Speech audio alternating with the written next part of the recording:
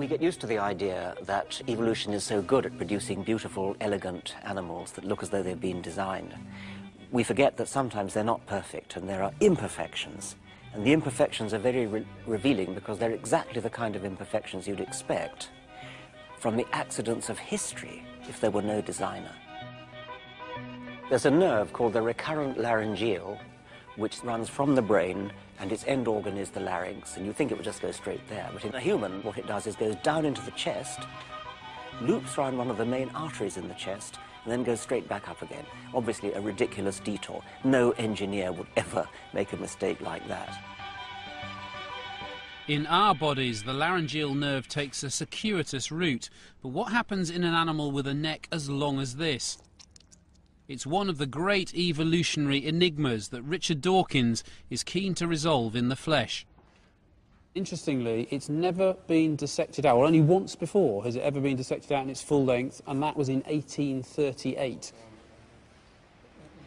Don't cut it at this crucial moment. Oh, well, I'm too good an anatomist for that. You have to trust me now.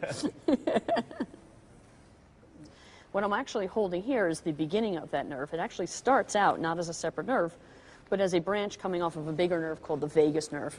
And this is going to keep running all the way down the body. So you'll see it again over here, all the way down the neck on both sides. So you can see it again right there. Yes. And this is going to wrap around the great vessels coming out of the heart. So here it is wrapping around that, and then it continues right there. So here's the vagus going down, and here's the vagus continuing. Right. And right over here, there's a branch right there. So it's looping and it's coming back, it's doing a U-turn all the way down here. So it's traveled that entire distance to make a U-turn to go all the way back up again. And so now we could follow it going back up again. So we follow this branch, and if we look, we see it again over here. Here it is, like that. And here you see it going up. This is the voice box, the larynx, and so you can see it going right into the back of the larynx here. And as it innervates this area, it controls the muscles that then control making sounds, but also coordinating breathing and swallowing in this area. So this is a very important nerve. Interestingly, where it ends is pretty close to where it started. It started here, coming out of the brain. It really only needed to go about 2 inches. Yes, amazing. But it went all the way down and came all the way back. Yes.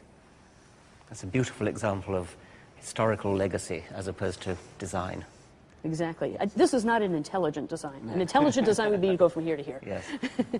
It does kind of beg the question, though, that even in an animal that might have been many millions of years ago with its head down here, why the route round the blood vessels, unless there was a reason that they were there to innovate something else? Well, that was in earlier ancestors. Then it was the most direct route in fish.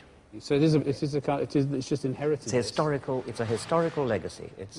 Fish really don't have much of a neck, so there isn't any extension to worry about in a fish. It just goes directly there. Once you introduce a mammalian neck, you start to get a longer neck. Now the heart is displaced down lower. It turns out the laryngeal nerve first evolved in fish-like creatures as a direct link from the brain to gills near the heart. Over millions of generations, this nerve gradually lengthened, each small step always simpler than a major rewiring to a more direct route. Remember that a designer, an engineer, can go back to the drawing board, throw away the old design, start afresh with what looks more sensible. A designer has foresight. Evolution can't go back to the drawing board. Evolution has no foresight.